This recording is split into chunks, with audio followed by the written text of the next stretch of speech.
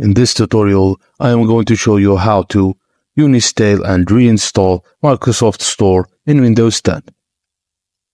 1. Type PowerShell into the Windows search bar. Right-click on Windows PowerShell in the search results and run as an administrator.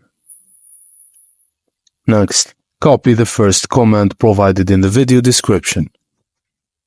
Paste the command into the PowerShell window by right-clicking and selecting Paste or by pressing Ctrl+V. Press Enter to execute the command and wait for the process to complete. You should see a message indicating that Short or Store has been uninstalled successfully.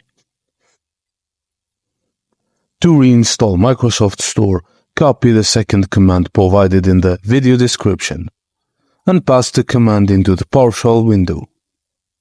Press Enter to execute the command and allow the process to complete. You may see some progress indicators in the PowerShell window. Once the process is finished, you have successfully uninstalled and reinstalled Microsoft Store app on your Windows 10 system.